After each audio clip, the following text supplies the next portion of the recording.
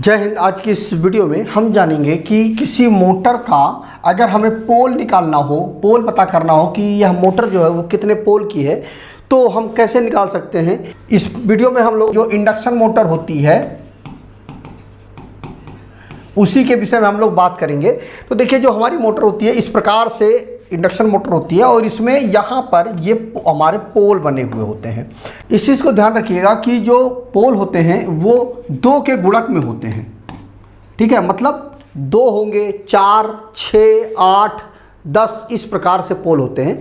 तो जितना ही कम पोल होगा, मोटर की जो स्पीड है, आरपीएम है, वह उतना ही ज़्यादा होगा। और जैसे जैसे पोल की संख्या बढ़ती जाएगी, जो आरपीएम है वो कम होता जाएगा। एग्जाम्पल के लिए मैं आपको बता दूं कि जैसे मान लीजिए अगर आपका मोटर 2 पोल का है तो 2800 आरपीएम के आसपास मोटर की स्पीड होगी। अगर वही जो है 4 पोल का हो जाता है तो ये 1500 आरपीएम हो जाएगा। ठीक है, तो इस प्रकार से अगर वो 6 पोल का हो जाता है मोटर तो 1000 आरपीएम के आसपास हो जाएगा। तो इस प्रकार से मतलब जितना पोल बढ़ता जाएगा जो आरपीएम है वो कम होता जाएगा। अब आइए समझते हैं कि इसको हम कैसे निकाल सकते हैं पोल को। अब देखिए, किसी मोटर का जो पोल होता है उसको हम ध्रुव बोलते हैं। ठीक है, अब ये उसको निकालने के कई तरीके हैं। अब उसमें से एक तरीका तो ये है हमारे पास कि जो नेम प्लेट होती है उस पर स्पष्ट रूप से लिखा होता है कि जिसको आप आसानी से पढ़ भी सकते हैं। मोटर की जो नेम प्लेट होती है उस पर भी अगर आप देखेंगे, कुछ कंपनियां मोटर के नेम प्लेट पर लिख करके भी दे देती हैं कि वो कितने पोल की है। नॉर्मली अगर नहीं लिखा हुआ है तो आपको मैं अभी बताता हूं कि किस प्रकार से आप निकाल सकते हैं। तो उसके नेम प्लेट पर आप आमतौर पर देखेंगे तो पोलों की संख्या लिखी होती है। कुछ कंपनियां लिख करके देती हैं, कुछ कंपनियां नहीं लिख करके देती हैं। दूसरा तरीका है कि आरपीएम और आवृत्ति जो फ्रीक्वेंसी है उसका उपयोग करके भी आप मोटर का जो पोल है उसको आप निकाल सकते हैं। उसके लिए क्या करना पड़ेगा कि आपके पास एक फार्मूला होता है जो कि होता है पोल इक्वल टू होता है 120 इंटू आवृत्ति अपान आरपीएम। ये फार्मूला होता है। अब इसके अनुसार आप पता कर सकते हैं कि कितने पोल हैं आपकी मोटर के।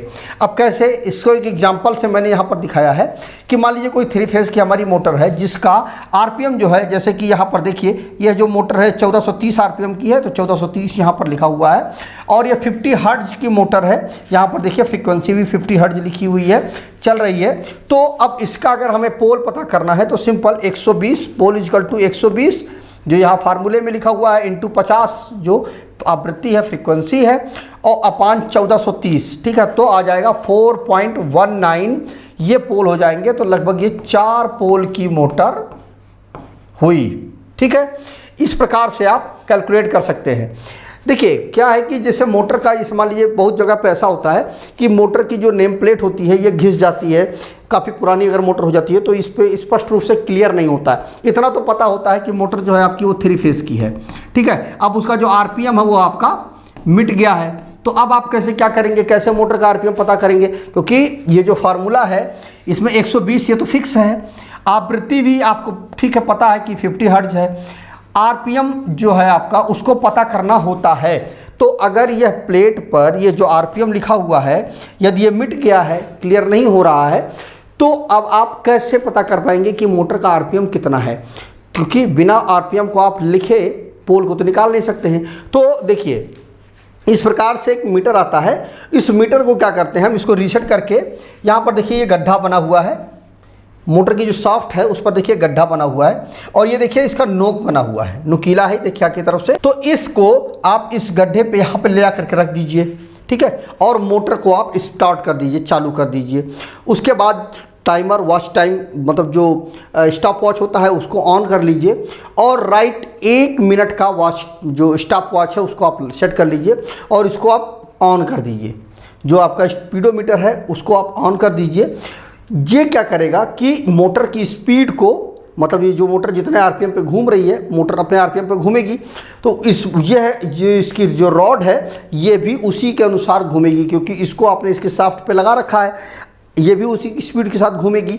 अब चूँकि ये क्या करेगा कि जितनी स्पीड पे ये मोटर घूमेगी उसी अनुसार ये भी घूमेगा।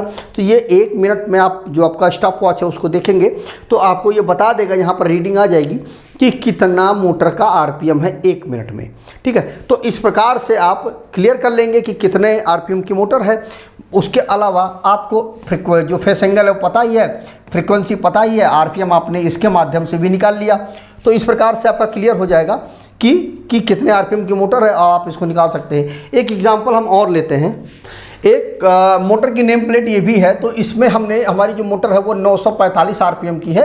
जैसा कि यहाँ पे आप देख सकते हैं 945 आरपीएम है, और देखिए फ्रीक्वेंसी जो है 50 हर्ट्ज है, तो 50 हर्ट्ज ये है, तो 120 इंटू 50 और अपान 945, तो 6.34 पोल इसमें हुए, मतलब 6 पोल की जो है ये मोटर हुई।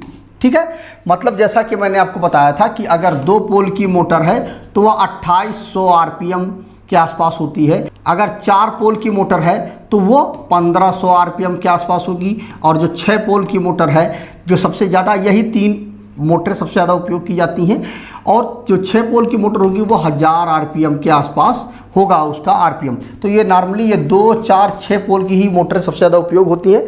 तो यहाँ पर मैंने आपको बताया कि किस प्रकार से आप मोटर का जो पोल है उसको आप कैलकुलेट कर सकते हैं। अब अगर ये सब चीज़ें भी आप नहीं कर पा रहे हैं तो आपको क्या करना पड़ेगा कि सबसे पहले आप मोटर को आप खुलवा लीजिए। मोटर का जो प्लेट है पूरा आगे और पीछे का दोनों पल्ला है, उसको आप खोल करके उसमें भी आप अंदर पोल आपको दिख जाएंगे, वहाँ से आप पोल को कैलकुलेट कर सकते हैं, गिन सकते हैं कि कितने पोल की मोटर है।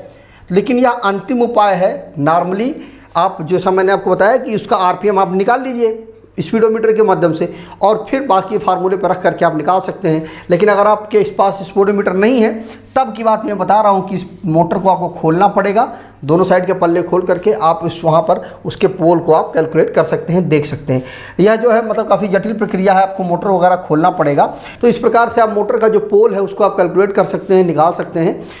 वीडियो अगर अच्छा लगा हो तो वीडियो को लाइक करिएगा, शेयर करिएगा अपने दोस्तों के साथ, जिससे उनको भी इसके विषय में जानकारी मिल पाए।